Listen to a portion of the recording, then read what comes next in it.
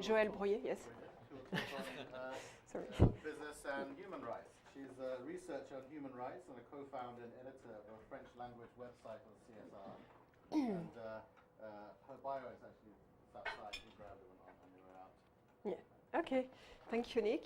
So thank you to Sachin and to the Net Impact to welcome me and to give me the opportunity to talk of business and human rights. So first of all, I'd like to, the subject, the topic might appear a bit controversial, but actually we don't want it controversial.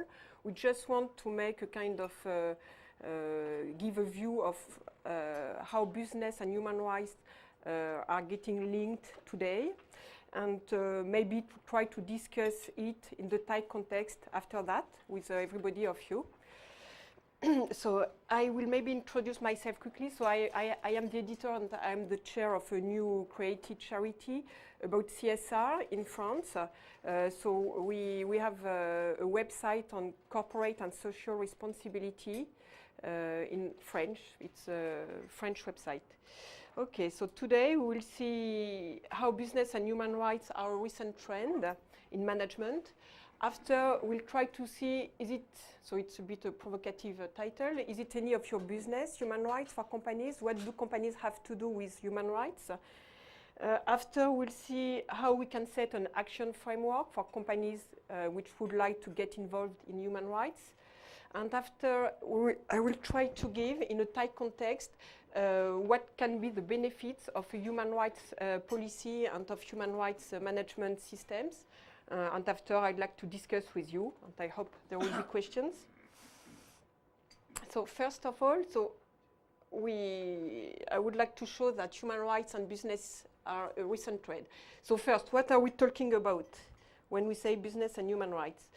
Actually, in the past 8 to 10 years, we can see a shift, mainly in big companies, but we can see a shift from compliance with national laws to something more global, so to a commitment to international human rights standards, mainly labor standards, labor human rights, but also economic, social, and cultural rights. And for companies, what does it mean? It means that they are adopting code of conduct or code of ethics referring to human rights. And we'll see a bit further what this kind of conduct do include. It can be also, in many companies have codes of suppliers too, with human rights standards for their suppliers that they require their suppliers to respect. And also investors start to have codes of conduct for their investment. They start to have investment policies. So in the trend, we can see two things. First, a rise in companies, and second, a rise in UN initiatives. So in UN initiatives, we will talk about two initiatives. So one is the UN Global Compact. Have you heard about the UN Global Compact? So actually, it's 10 voluntary principles for businesses. These principles are based on the Universal Declaration of Human Rights and on the ILO's Declaration on Fundamental Principles and Rights at Work. So this, Universal Declaration of Human Rights and the ILO's Declaration. The ILO's declarations includes a right, so no child labor, no forced labor, no discrimination in the workplace, and the right to collective bargaining and the freedom of association. So this is what the ILO's Declaration on Fundamental Principles and Rights at Work includes. So the companies which engage in the UN Global Compact, they commit to respect and promote the internationally proclaimed human rights and to make sure that they are not complicit in human rights abuses. So what does it mean? It means that in their direct activity, so they commit to respect the main human rights, and also they commit to make sure that their suppliers or that the investment that they fund are not committing human rights abuses. And the second initiative is in 2005, the Kofi Annan, so the former Secretary General of the UN, has named John Ruggie. John Ruggie is a professor at Harvard, and he's the man who has launched the Global Compact for the UN. And so he has been named Special Representative on Business and Human Rights, and he has started his work in 2005 and should issue his final report in June 2008, so very soon.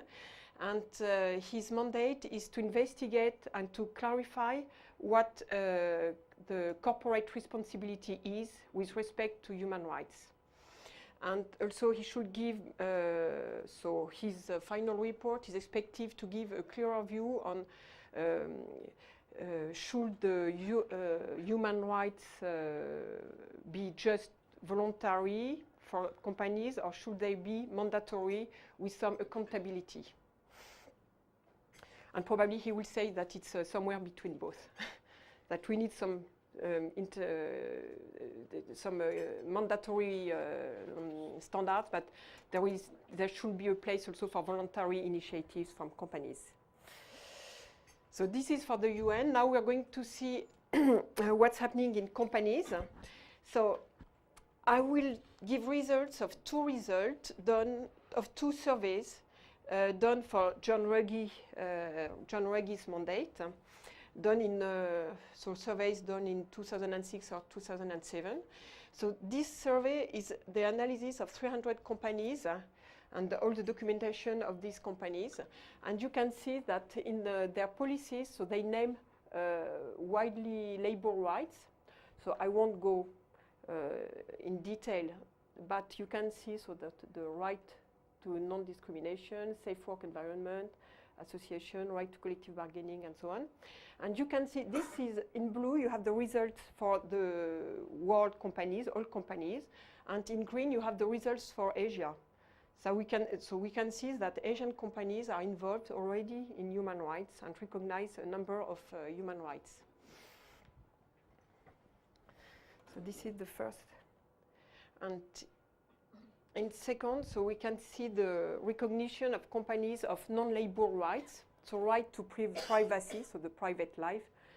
So it means mainly that the work must not be too invasive with respect to the private life.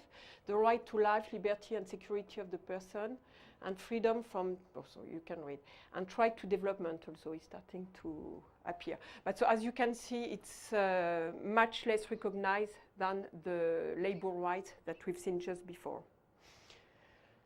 So this is another type of indicators. So in the survey from John Ruggie, so done for John Ruggie, it's so the results are for 102 companies out of the 500 companies from the Fortune 500s. Okay, so you can see that in this, so the 102 companies were the ones which responded to the John Ruggie survey. So 91% say that they have an explicit set of principles, management practices regarding human rights. 85% of companies say that they carry out human rights assessments for particular projects. 71% say that they they commit to the ILO Declaration on Fundamental blah blah blah or core conventions. 68% to the Universal Declaration of Human Rights, and so 57% to the Global Compact. So as we can see, there is a new trend in management, in business, in big businesses, because these are companies from the Fortune 500. So there is a trend that companies adopt and commit to human rights principles. So as we say, so labor rights are widely recognized. Economic, social, and cultural rights are rising, even if it's not as clear as labor rights. But we can see that rights like access to water or access to health or right to development are rights that are on the rise. with respect to political and civil rights, it's really still far beyond, and it's a bit too controversial for companies. So I think it's not very relevant. And in addition, also, so companies cannot breach international humanitarian law. But this is really for extreme cases like conflict and so on. So it's really very specific cases. So I think that the main focus for company is labor rights, and in second, economic, social, and cultural rights.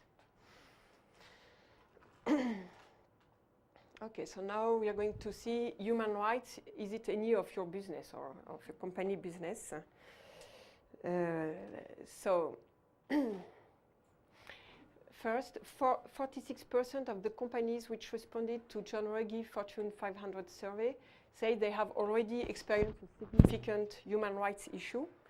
So first, it means that it has been an issue for companies, but it means also that companies, a number of companies have adopted the human rights policies even if they have not got any issue.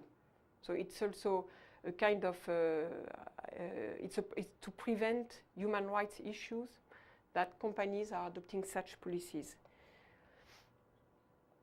First, we're going to see how human rights can, in a negative way, become a business issue. So I've taken actually 2 articles from the Bangkok Post. So the first one, so human rights may be a risk for the reputation of a company. So I'm going to, yes, yesterday in the Bangkok Post, there was an article about a steel plant project from the Sahaviriya group, sorry for my pronunciation, and showing protest from people living around and saying that they might be impacted, they may have a negative impact from this project, a steel project, because it could affect the water and the fishes in the water. So this kind of article is never good for a company, but with a human rights policy, it might be prevented if you take into account human rights and the communities, actually the communities around a project. So this is in Thailand, but you can see, I've just given another example, but you have many on the web if you see. So this was from an Indian factory who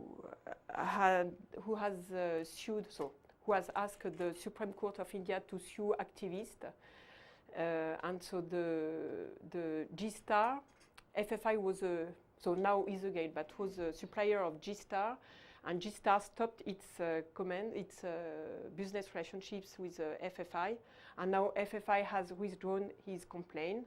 And now, so G-Star has resumed its relationships with FFI. So it shows that reputation is an issue for company and that they have to manage this issue. So now it can be, human rights can be a judicial risk for companies.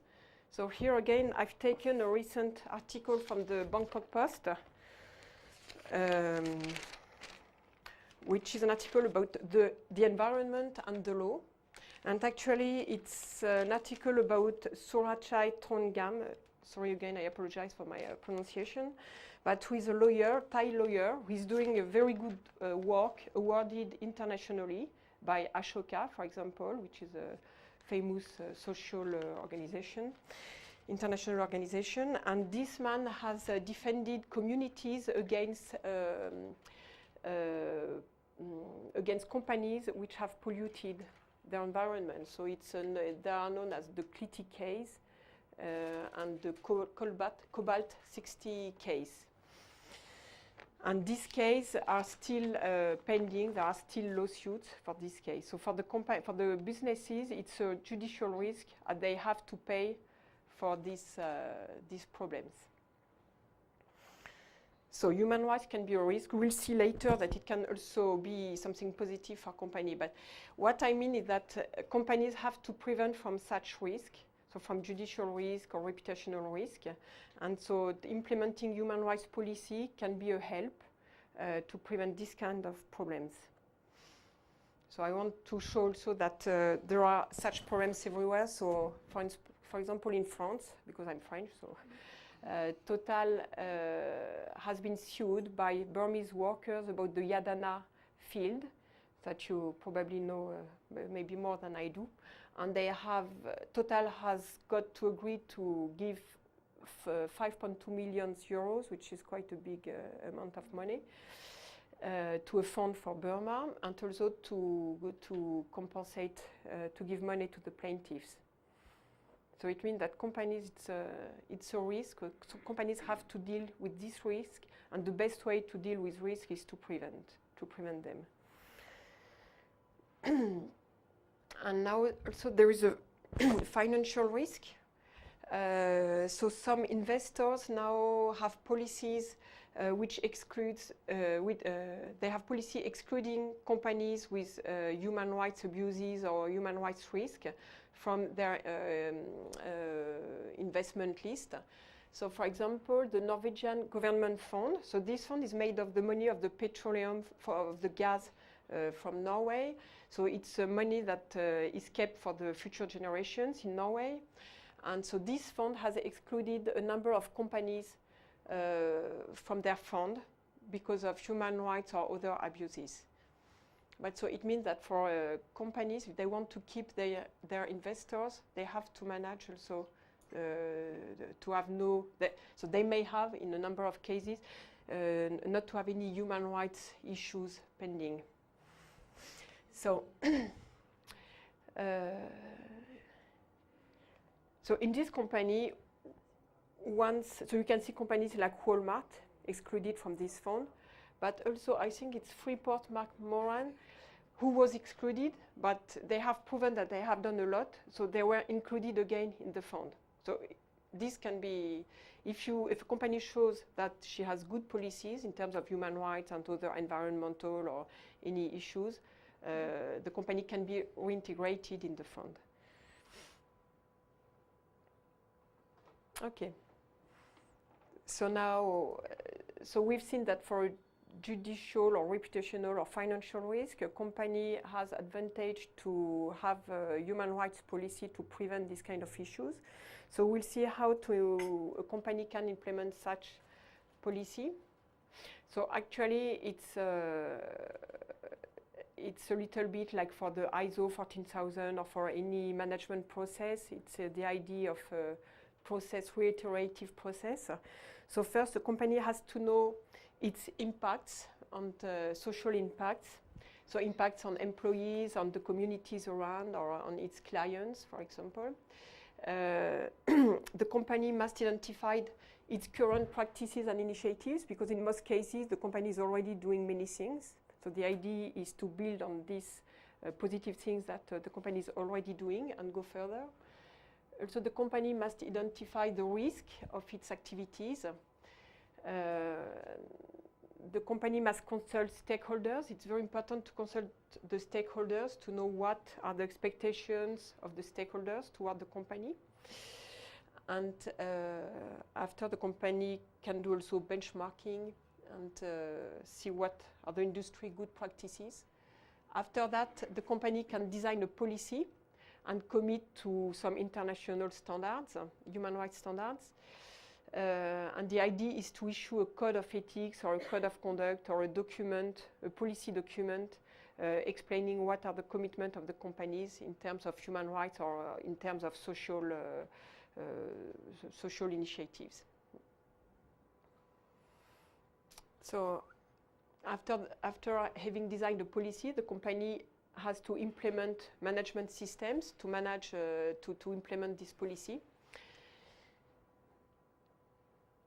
And after, the company should communicate about this policy, so inform stakeholder of the policy, and also the company should acknowledge problems, and it's better for the company to talk with the stakeholder when there is an issue arising to try to find a solution. And after, the company can measure the impact and audit its policy and the management systems she has implemented, and maybe take corrective actions. And after, the company should report.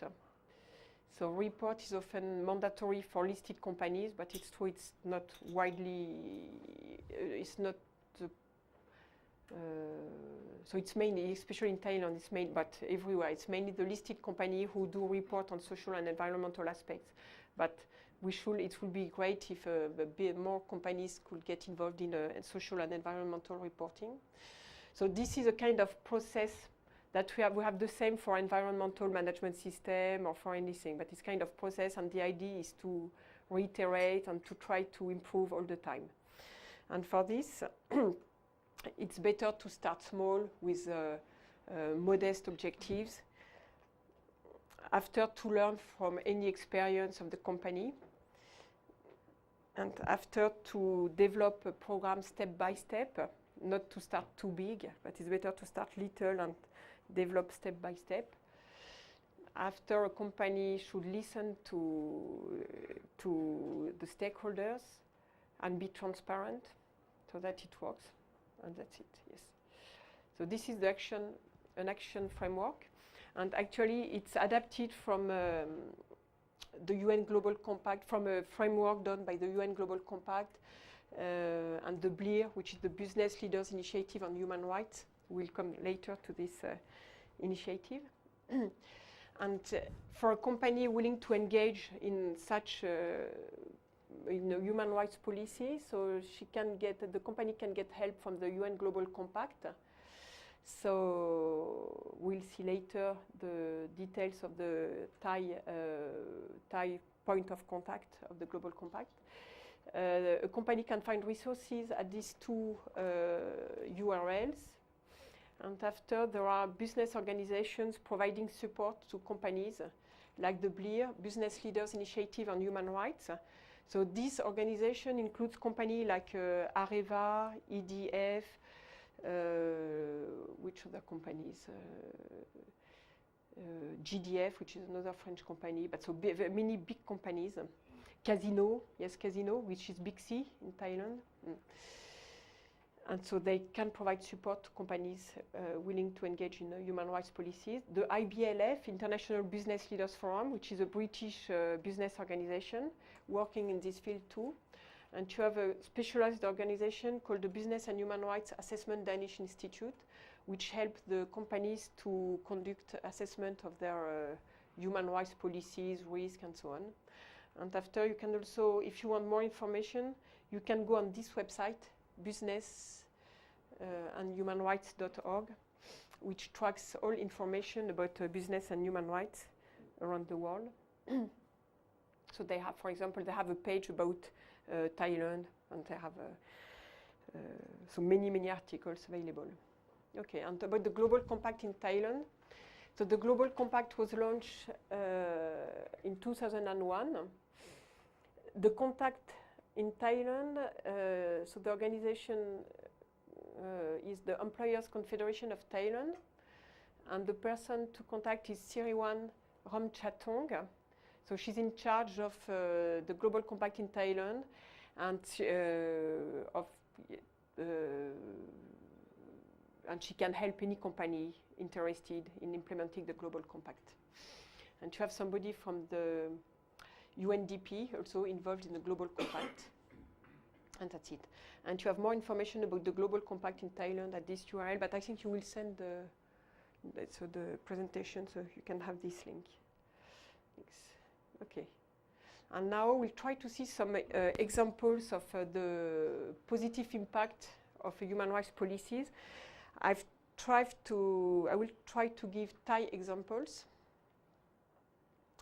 So first of all, you can say yes, human rights. Okay, it's a Western thing. We don't care about human rights. It's not adapted to the Asian context, and so maybe we can discuss about this after.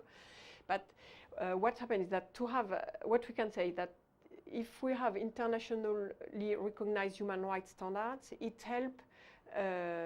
It's good. It helps in a globalized world to have internationally recognized rules for human rights. It helps because it can help to bring social peace and a fair competition between different countries. If every country or every business in every country commits to respect a certain set of human rights, it can help to have a fair competition between the different countries. Otherwise, countries with low human rights standards will bring an unfair competition to countries with higher standards. And I will give the word of John Ruggie. So in one of his reports, he said, there is no magic in marketplace. Markets function efficiently and sustainably only when certain institutional parameters are in place.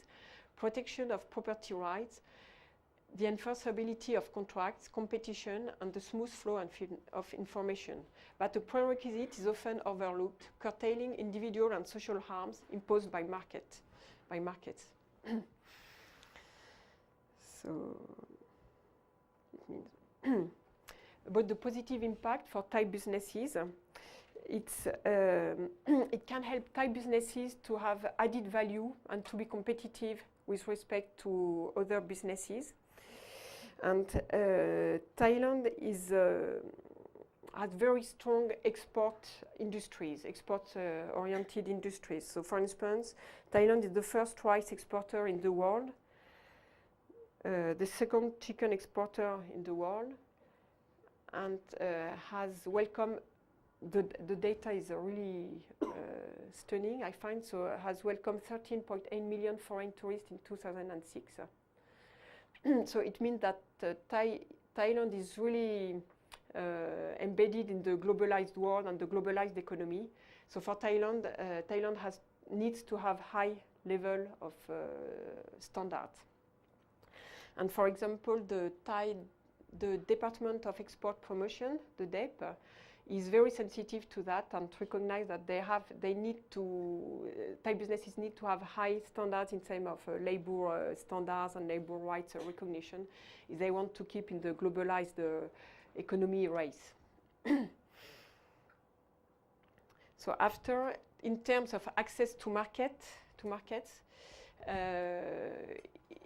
it's what we can see that big retailers like Walmart, Carrefour, Metro, Tesco, and many others, and also many brands like Adidas, Nike, Levi-Strauss, and so on, have codes of suppliers.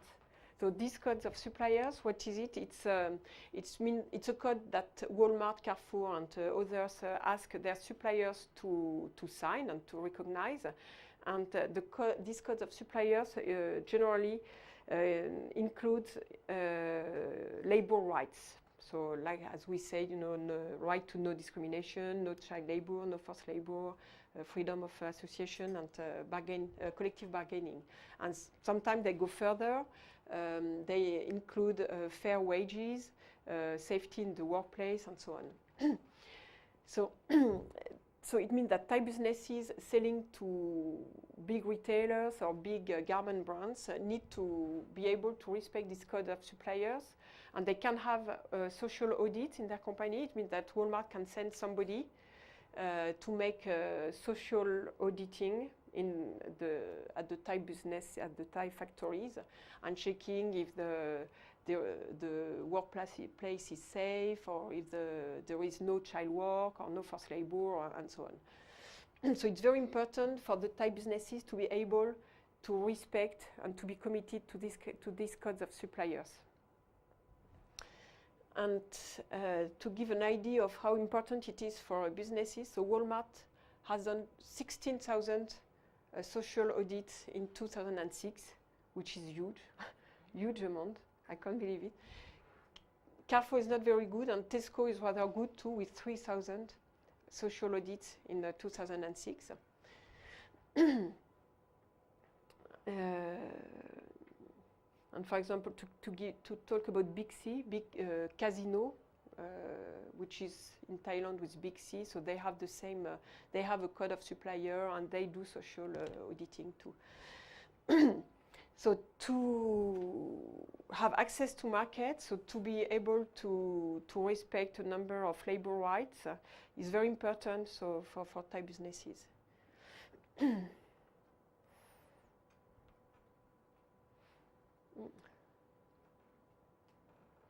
I miss something. Okay, no, so yes. Sorry, I miss just a slide.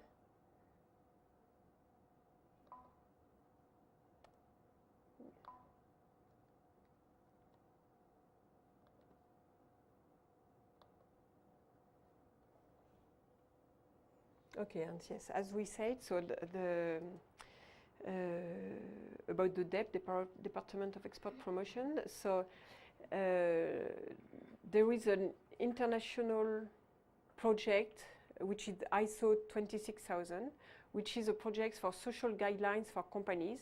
So including labor rights and including also the general respect of the Universal Declaration of Human Rights. So it's social guidelines for companies. It should be launched in 2010.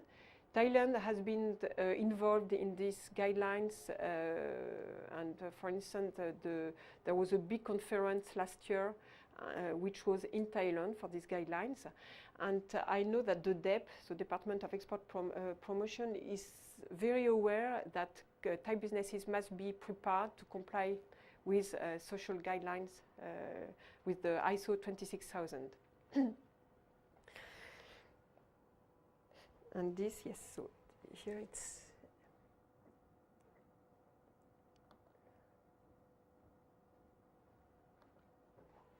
okay. And after, so for the, we said, so access to market, so human rights policies can be good for access to market. It can be good to have human rights policies for the investors' confidence. So I will give an example. Namton 2, Laos. It's a big dam project. I don't know if you know about it, but so it's a huge dam project, and so it's in Laos, but the electricity which will be produced, which will be mainly for Thailand. And at the beginning, it was highly criticized by many NGOs, but finally,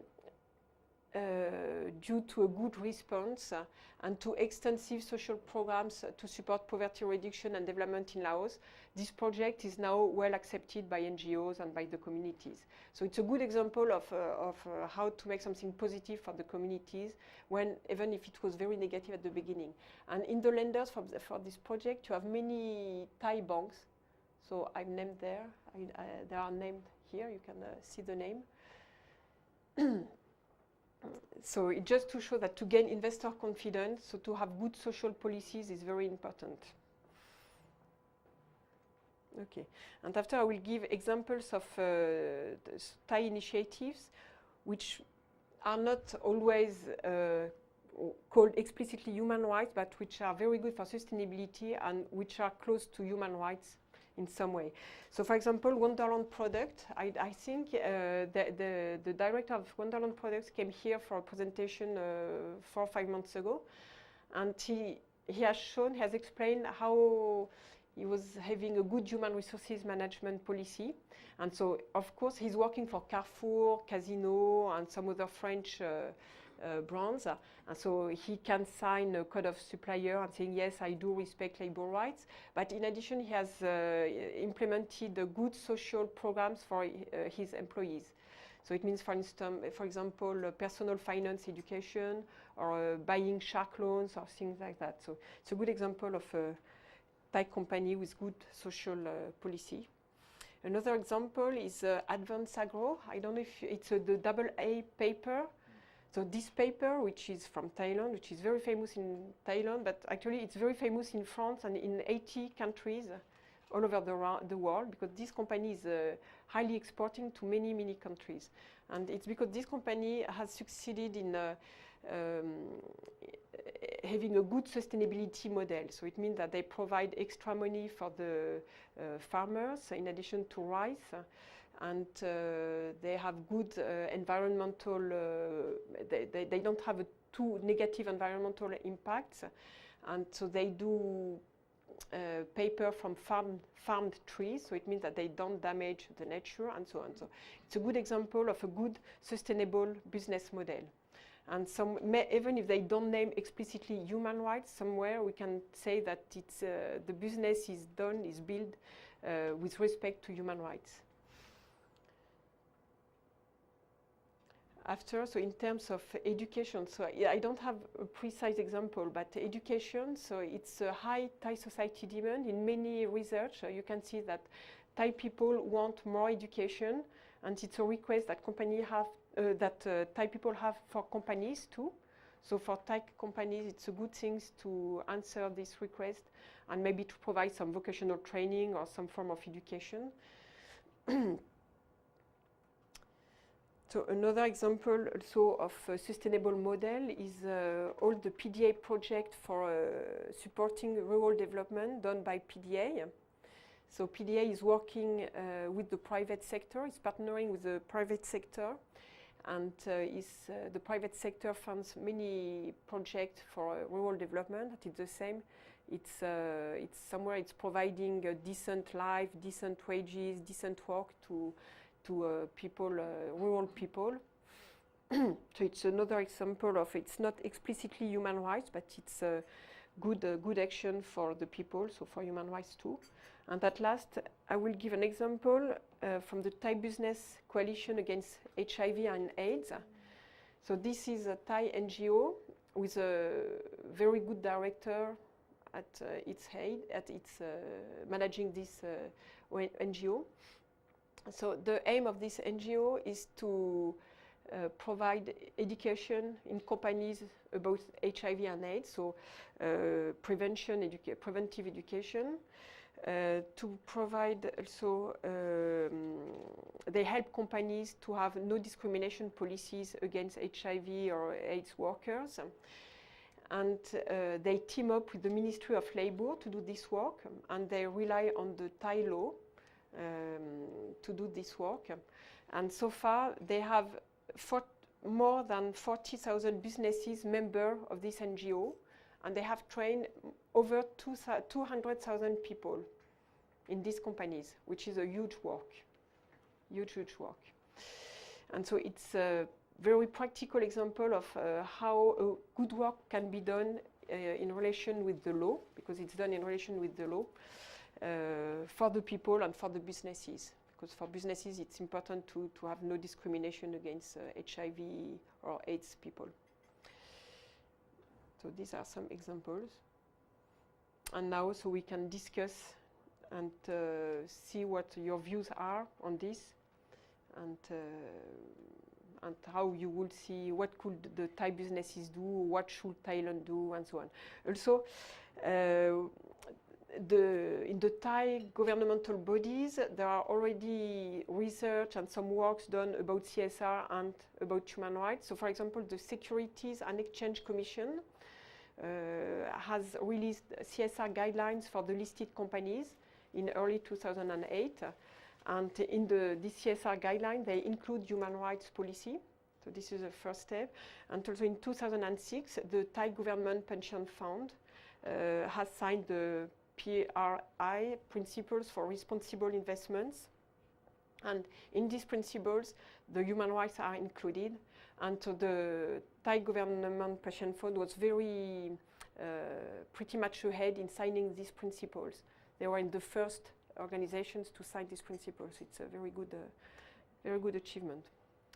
So, and that's it. Thank you. So any questions, welcome. Questions? And do you know, yes, do you know any Thai companies having policies, social policies, more or less close to human rights policies, or? No. I'm talking about when you start to draw the international standard. You're talking about only export side. But how about if the business is not really focused on the export side? Yeah. I'm talking about all the SME in Thailand. Yeah. It seems to me that there are gaps yes. for the Thai SME to struggle for economical survival yes. in order to yes. to climb up on the ladders to that level. Oh, sure. Yes, for SMEs, so it's true that SMEs, and especially I think the very small businesses, they have to develop many capacities at the same time. So, for example, they need to integrate a corporate governance, a good accountability, good transparency. So it's maybe not their top priority so far, but at the same time they can find advantages. For example, if you see the Wonderland Products Company, so it's true they work for exports, but also they have good human resources management, and they include many social, so they have many social initiatives, and this is good for human resources because you get a better loyalty of your employees. And also maybe because Thailand has no unemployment, so Thai businesses must do a lot to keep their employees. So maybe it can be. I think that would be the focus on when we talk about and you would like to promote human rights. Rather than talking about you will reach the world-class standard, the human right itself has their values in terms of the wording human rights, right? For SME, maybe they don't see the values in order to climb up to that international standard, but within the organization itself, if they treat their employee well, their stakeholders well, their Community around, well, clients. I think that's the simple basic human rights around the world, right? Yes. No, I do agree. Yes. So that's why I just feel there are gaps when we start to talk about the global standard. And do you have any idea of how to Just, involve yeah, very small businesses? I just start to learn about human rights, so I can't say much. Yeah, no, but I think you're right, yes. That we should find incentives for very small companies to get involved in this kind of initiative. And maybe human rights or international standard of human rights may be too big for them, and maybe they have to start little by little. It's not. Or link with their daily business, yes. Is it the same in France also? Do you have the experience? With If we can learn from France? Or SMEs? Yeah. So it's true that human rights policies is rather a listed companies thing. After that, CSR is gaining momentum in all size of businesses in France. But it's true that for SMEs, it's more difficult because they see the cost first and not sure of the advantages. But they, little by little, they come to it. But it's true that it's another gap between big companies and small companies in terms of competitiveness.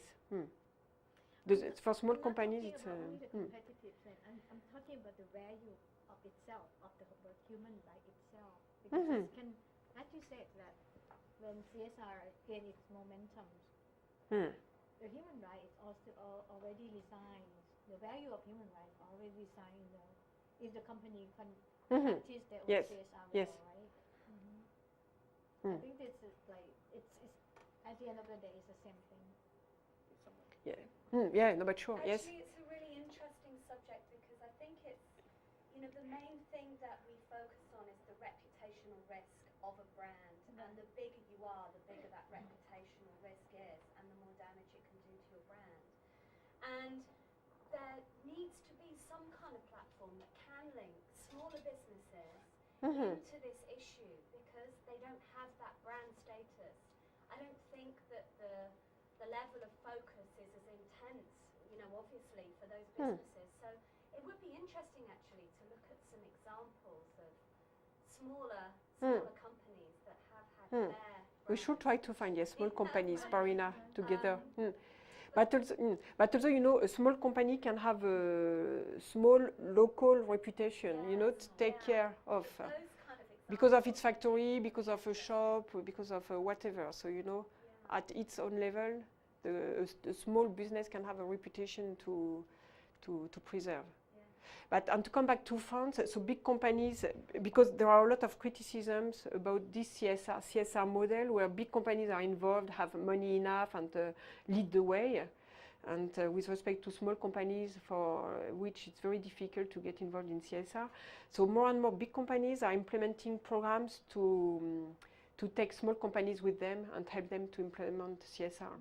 Because also to come to Thai businesses, when you see the codes of suppliers and audit programs and so on, what happened is that a Thai business can suddenly have to show that it can respect 10 different codes of suppliers.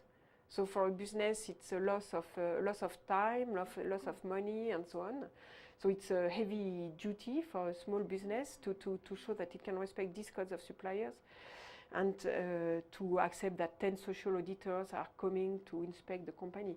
But so it's for Thai businesses, it can be also very important to get together and to try to see if they can find a kind of unique answer to these big businesses that are Tesco and Walmart and so on.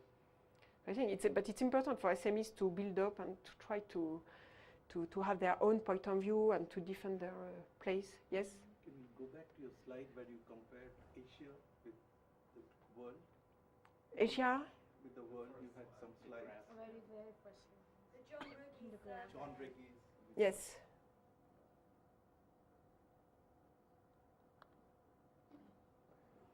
Ah, yes, okay, I see. Can see, yes. This one. Yeah, let's. previous. Here? Yeah. The question is the next slide. Next. Yes. John Reggie instituted this research, and I think he considered Fortune 500 companies. Not so. There are two surveys. One is considering 102 companies, which out of the Fortune 500, and this one it's 300 companies. Because in the 102 What is the size of the companies? Are they big companies? of this one 300 companies, yes, it's big companies, yes. My question is related to Kunparinas, because the actual impact comes from the SMEs, really. Yes. Because they are not big, they don't really care for the reputation. Mhm. So I have a proposition or a Yeah, submission. it's at welcome. this- Yes, Like we have the stock market, can we have a stake market? a steak where- market. Yes. Stake market, Mm. where Yeah. it will be. It's quite. Mm. It's not new. It's not from me only. Mm. It is from some other researchers also. But we can give a practical shape to this. Mhm. Like the economic parameters will be traded up and down in the stock market, and the stake market, the image parameters will be going. It depends on how responsible the company is in its environmental compliance, in societal compliance, etc.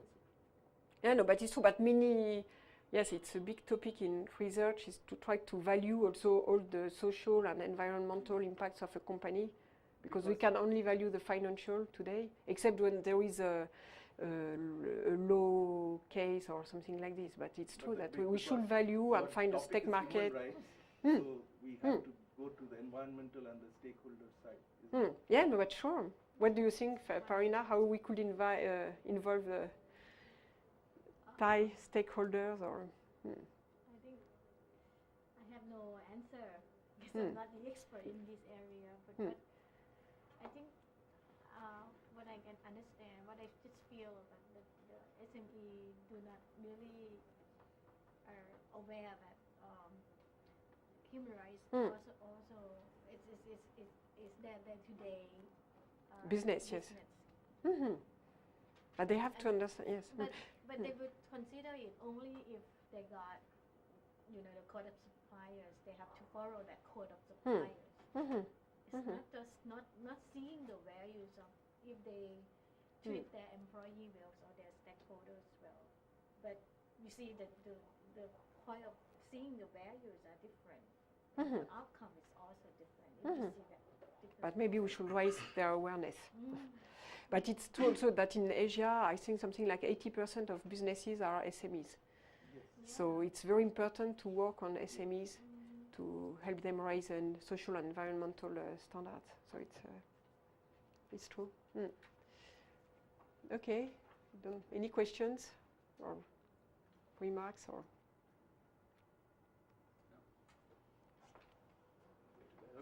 Okay, So well, thank you very much. Well, thank you very much. Would everybody join me in giving a hand one more time?